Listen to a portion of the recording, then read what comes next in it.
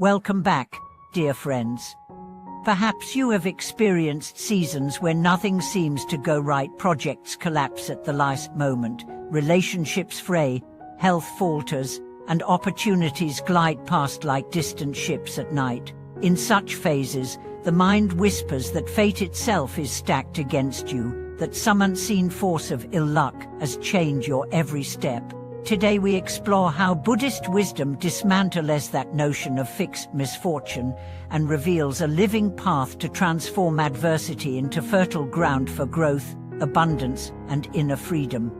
At the heart of Buddhism lies the principle of dependent origination. Every circumstance flowers from causes and conditions.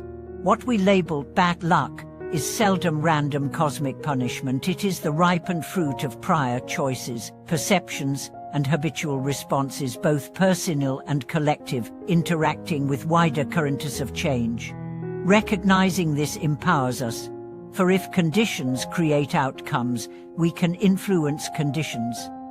Our task is not to beg destiny for favor, but to study the mechanics of mind, recalibrate intention, and plant seeds that mature into freedom and prosperity for ourselves and all beings. The first step is honest inventory. Sit quietly, breathe, and review recurring struggles without self-blame. Perhaps finances lurch from crisis to crisis. Perhaps conflict shadows every partnership. Perhaps chronic fatigue dims enthusiasm. Instead of pronouncing yourself cursed, investigate patterns. Are spending habits driven by restless craving? Are conversations laced with subtle defensiveness? Are lifestyle rhythms neglecting deep rest? Buddhist practice invites gentle scrutiny of the chain linking thought, speech, action, and result. The moment that chain becomes visible, you are already loosening the knots of unfavorable karma. Next comes the art of reorientation. Buddhism teaches that intention is the architect of destiny. Even in bleak circumstances, we can pivot from helpless lament to purposeful. May I transform this hardship into compassion and skillful action. Such a vow shifts the vibrational current of the mind, redirecting creative energy once squandered on rumination. Neuroscience confirms that repeated intention rewires neural pathways, preparing the brain to perceive opportunities formerly hidden behind cynical filters. Having set intention, we engage the twin engines of purification and merit. Purification dissolves past tendencies that magnetize misfortune, while merit generates fresh conditions conducive to well-being. Purification begins with acknowledgement of harm times we have acted from greed, anger, or delusion. Rather than wallowing, we bring those memories into the light of awareness, feel genuine remorse, and commit to refrain in the future. Some traditions recite specific repentance verses, others simply breathe, visualize releasing dark clouds from the heart, and bathe them in the sun of compassion. Repetition clears subconscious clutter, like dredging silt from a river so clear water can flow. Merit accrues through generous acts, ethical conduct, and cultivation of wisdom. Generosity need not wait for surplus wealth. Offering time, attention, and encouragement plants powerful seeds. A smile to a weary stranger, a meal to someone hungry, pro bono skills for a struggling startup, all broadcast signals of abundance, inviting reciprocal abundance. Ethical conduct stabilizes the mind, preventing fresh waves of turmoil. Wisdom deepens through study and meditation, granting insight that guides each new decision along a course aligned with long-term harmony. One may ask, how soon will results appear? The garden yields according to cycles. Some seeds sprout quickly, others germinate unseen for months before breaking small. Yet immediate signs do surface: lighter moods, unexpected friendships, subtle openings where doors once slammed. The key is steadfastness. Just as night gives way to dawn, even when clouds mask first light, consistent practice guarantees eventual clearing. Meditation serves as the laboratory where internal climate shifts. Sit daily, even for 10 minutes, and observe breath without judgment. When anxious stories about bad luck arise, note them as passing weather and return to the breath. Over weeks, the observer stance strengthens, thoughts lose power to deceive. In that space you glimpse innate capacity for renewal, a still pool beneath storm-tossed waves. From this concenter, intuition blossoms, guiding practical step.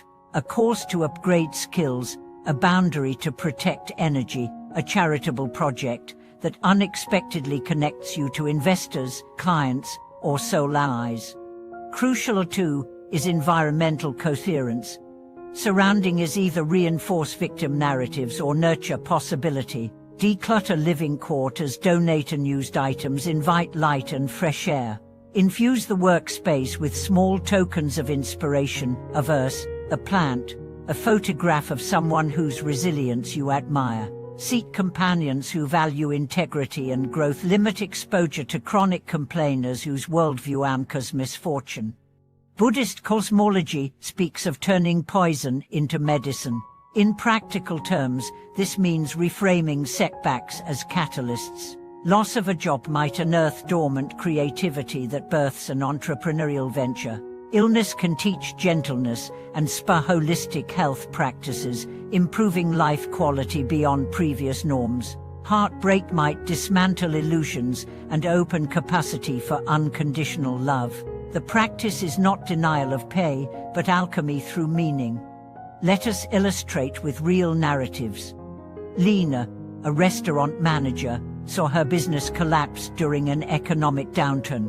She meditated on impermanence, grieved fully, then volunteered at a community kitchen. In serving meals, she forged networks that led to co-founding a farm-to-table cooperative.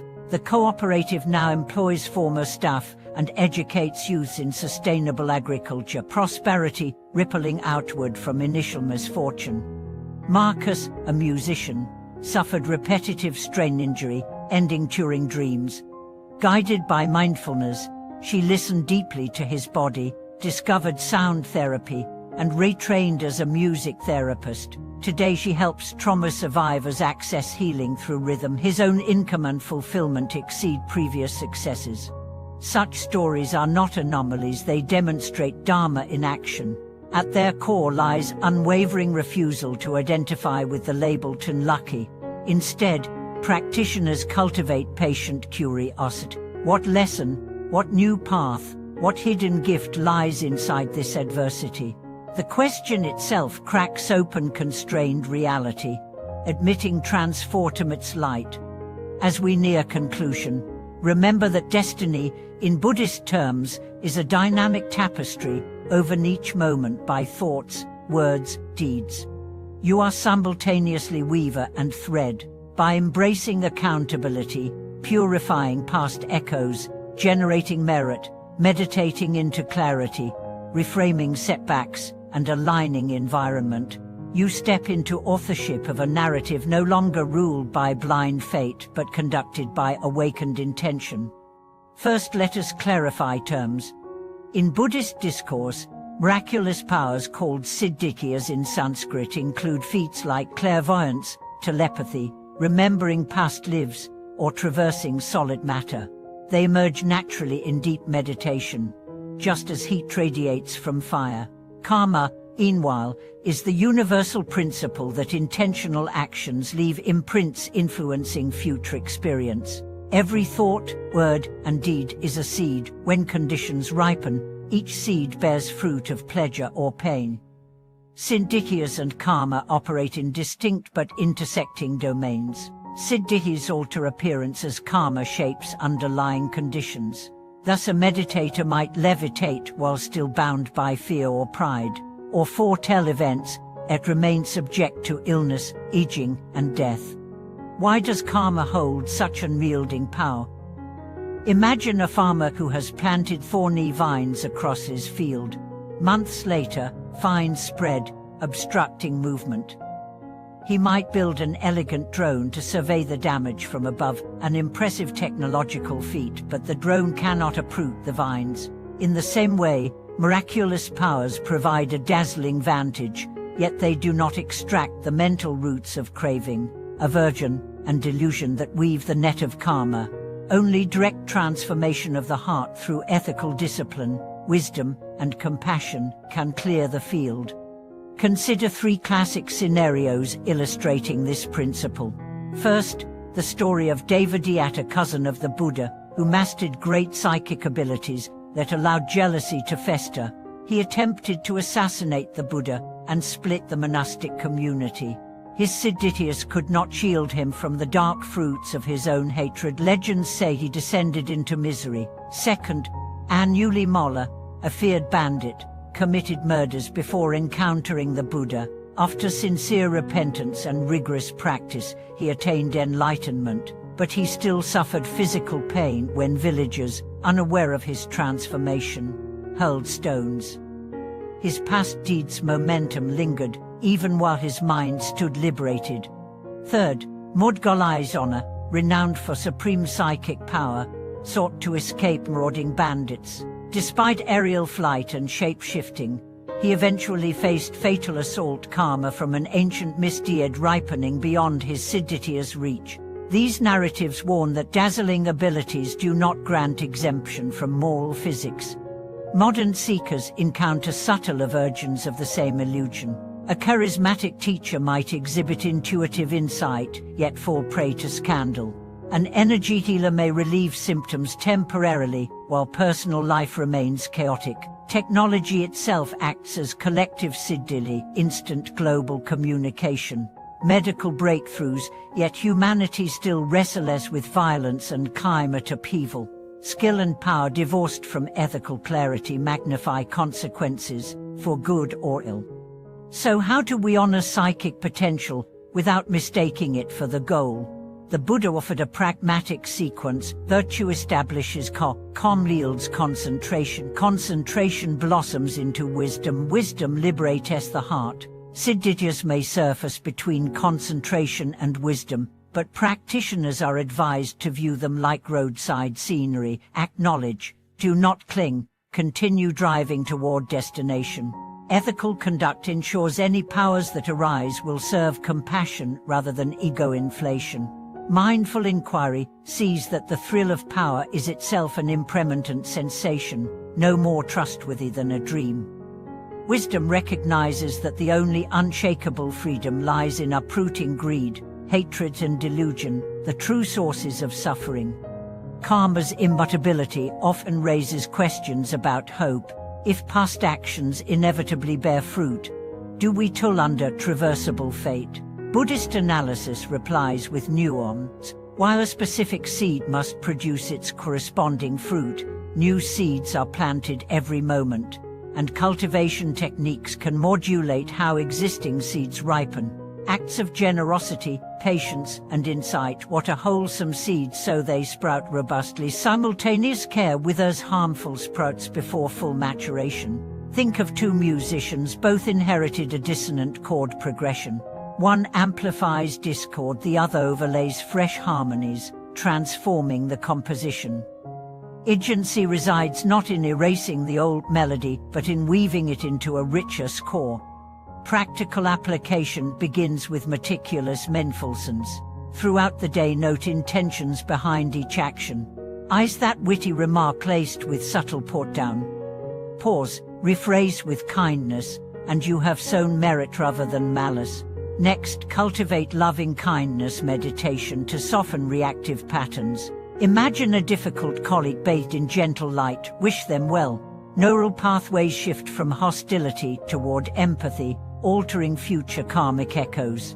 Complement this with wise reflection on impermanence. Even painful consequences are transient waves. Meeting them with equanimity prevents secondary suffering born of resistance. Community support accelerates progress.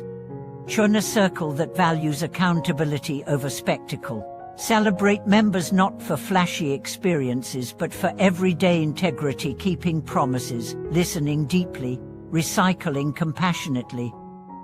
Such culture inoculates against power worship and reinforces commitment to genuine liberation. Science offers parallel insight. Studies on hedonic adaptation reveal that extraordinary experiences, lottery wins or viral fame provide only brief spikes in happiness before baseline mood returns. Similarly, research on post-traumatic growth shows that meaning, connection, and gratitude, not external control, predict resilient flourishing after adversity.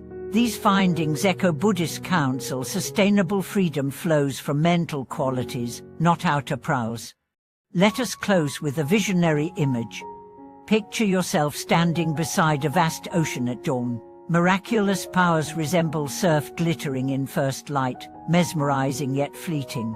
Karma is the deep current beneath, directing tides. Wisdom is the realization that you are not merely a swimmer battling waves, or a conjurer of sparks, but water itself, boundless awareness expressing as both sparkle and surge. From that realization springs spontaneous compassion, guiding every thought, word, and deed in harmony with the whole. Thank you for accompanying this exploration. May understanding of karma's unassailable law and the limitations of power inspire you to cultivate the only miracle that truly matters, a heart free from grasping, radiant with compassion. Share your reflections below, subscribe for future journeys, and extend this video to anyone entranced by shortcuts, yet yearning for authentic peace. Remain steadfast on the path, and thank you for watching this video.